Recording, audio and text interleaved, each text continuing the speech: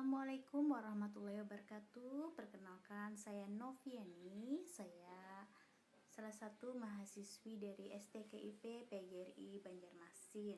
Kali ini saya mendapat tugas dari dosen saya, yaitu Bapak Yuda Adrian MPD, pada mata kuliah kajian IPS SD 2 tentang bagaimana tanggapan atau persepsi saya mengenai isu penolakan RUU Omnibus Law khususnya di Kalimantan Selatan.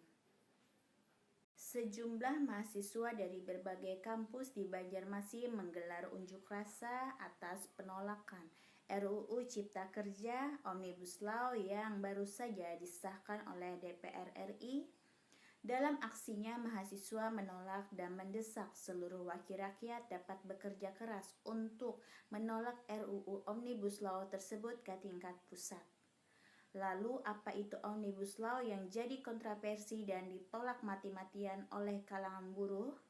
Dan apa isi dari RUU Cipta Kerja Omnibus Law tersebut? Mari kita bahas bersama. Secara terminologi, Omnibus Law berasal dari bahasa Latin yang berarti untuk semuanya. Dalam Omnibus Law terdapat 3 RUU yang siap diundangkan, antara lain RUU tentang Cipta Kerja, RUU tentang ketentuan dan fasilitas perpajakan untuk penguatan perekonomian, dan RUU tentang pengembangan dan penguatan sektor keuangan.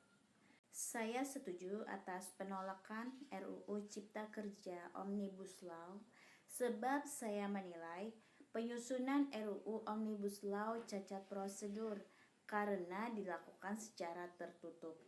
Panitia kerja Omnibus Law yang menyusun naskah akademik tidak mengakomodasikan aspirasi dari masyarakat. Pro dan kontra jelas terjadi di setiap pembahasan perancangan undang-undang, bahkan membuat regulasi di level kabupaten atau kota menuai protes dari berbagai pihak. Ada yang mendukung dan ada juga yang menolak. Ada yang berpendapat positif dan ada berpendapat negatif. Harus kita ingat agar anggaran rakyat ini pro rakyat, jangan pro pemerintah.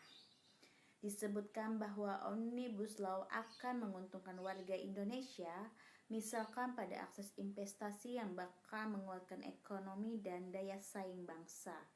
Meski mendatangkan keuntungan bagi perusahaan, Omnibus Law dinilai punya banyak sisi negatif bagi para pekerja, seperti pekerja terancam tidak menerima pesangon, skema gaji per jam, dan jaminan sosial yang lainnya. Jika memang RUU yang ada kemudian sangat merugikan rakyat atau mereka yang terdampak, mestinya ada mekanisme pembahasan sebelum masuk penetapan regulasi. Mari kita sikapi persoalan kebijakan ini dengan arif dan penuh bijaksana, agar tidak mencederai amanat rakyat yang sudah diembannya. Prinsip menuju Indonesia maju tetap ada, pemerataan pembangunan juga penting, dan upaya meningkatkan pendapatan masyarakat di segala bidang juga diperlukan.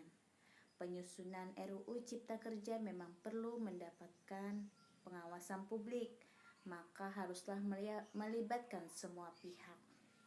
Bahwa IPS adalah suatu program pendidikan yang merupakan suatu keseluruhan yang pada pokoknya mempersoalkan manusia dalam lingkungan alam fisik maupun dalam lingkungan sosialnya, yang bahannya diambil dari berbagai ilmu-ilmu sosial.